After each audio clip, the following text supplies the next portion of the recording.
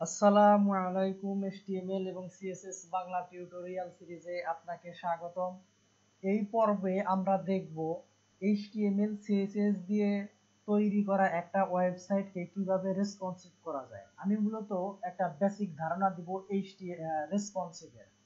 আসলে আমাদেরকে ধরে ধরে সবকিছু রেসপন্সিভ করতে হবে না। যখন আমরা একটা CSS এর ফ্রেমওয়ার্ক ইউজ করব, যেমন বুটস্ট্র্যাপ, তো তখন আমাদেরকে ধরে ধরে রেসপন্সিভ করতে হবে না। তবে ওই রেসপন্সিভটা কিভাবে অটোমেটিক্যালি কাজ করে তা বোঝার জন্য আমি বেসিক একটা ধারণা দেব এই পর্বে। চলুন শুরু করা যাক। আমি প্রথমেই এরকম একটা সাইট ডিজাইন করে নিছি। আমি অলরেডি এরকম একটা সিম্পল সাইট আপনাদেরকে ডিজাইন করে দেখাই দিছি। আপনারাও একটা ডিজাইন করে নেবেন অথবা ওই সিম্পল সাইটই ইউজ করতে পারেন। তো আমি এই কোডগুলাকে একটা টেক্সট এডিটরে ওপেন করে নিছি। এইখানে আমার index.html, এইখানে আছে আমার CSS। তো আমার ভিউটা হচ্ছে এইরকম। তো যখন আমরা স্ক্রিন ছোট করি তখন দেখেন আমাদের সবকিছু কিন্তু আমরা দেখতে পাই না।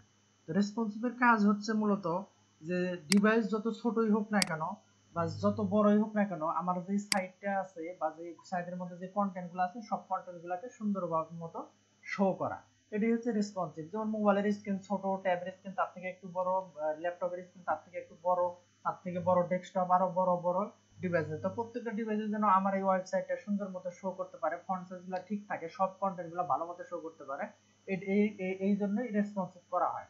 তো আমরা রেসপন্সিভ করব। রেসপন্সিভ করার জন্য আপনাকে ডিভাইসের কিছু হাইট জানা থাকা দরকার।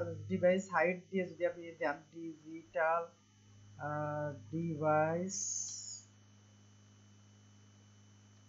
ডাইমেনশন দেওয়া যেতে পারে, ডাইমেনশন অথবা সাইজ, ডাইমেনশন সাইজ।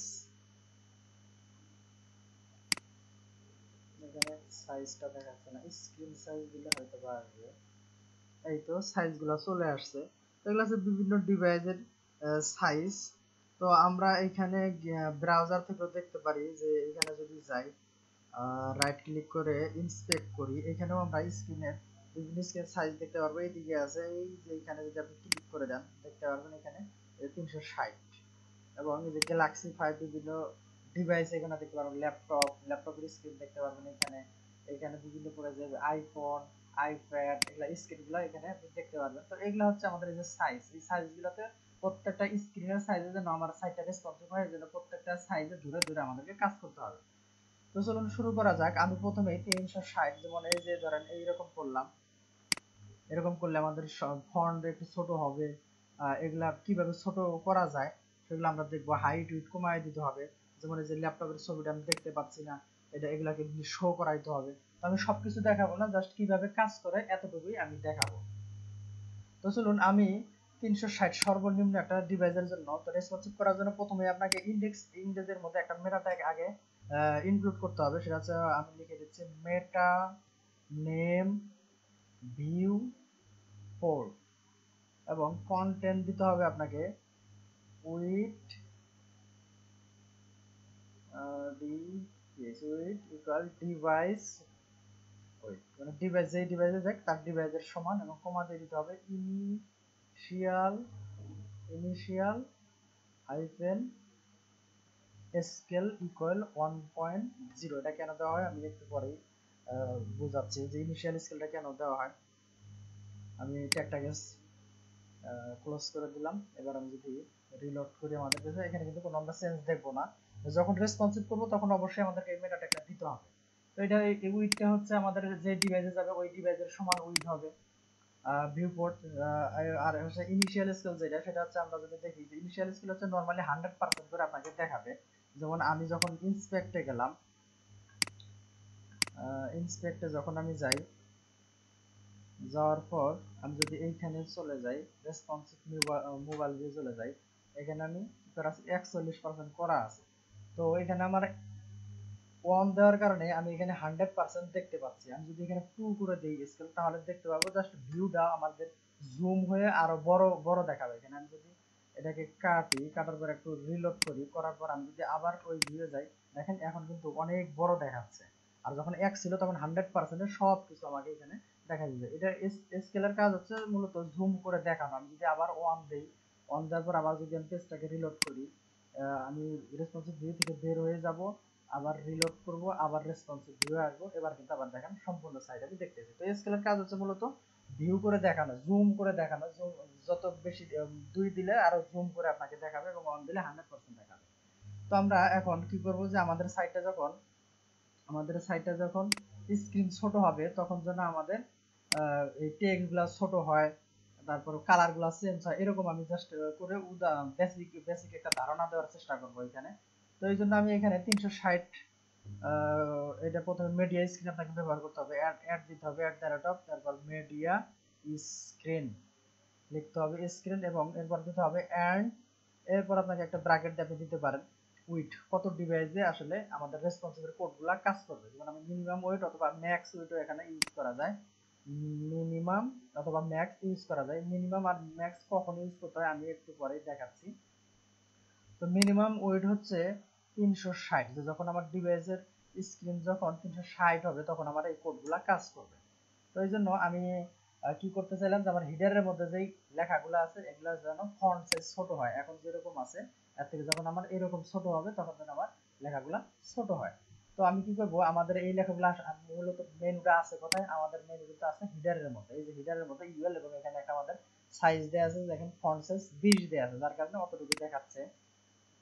আমরা কি করব, এতটুকুকে নিব, জাস্ট এতটুকুকে নিব, নেওয়ার পর পেস্ট করে দিব, এবং এইখানে ওই সিএসএস গুলো দিবেন। ফন্ট সাইজ আমি ছোট যাচ্ছি, এখন আমি এগুলো ছোট করে দেব। আগে 20 দেওয়া ছিল, আমি এখন 12 করে দিলাম, যে দেখি যে আমাদের আসলে কাজ করে কিনা।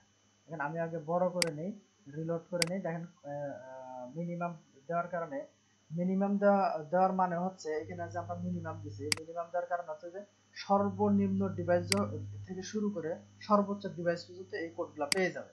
আর এখানে যদি আপনি ম্যাক্স দেন, মানে ম্যাক্সিমাম ডিভাইস, ম্যাক্সিমাম 360 পর্যন্ত এই কোডটা পাবে। দেখেন আমি যখন মিনিমাম দিছি তখন কিন্তু আমার বড় ডিভাইসেও এটা পেয়ে গেছে।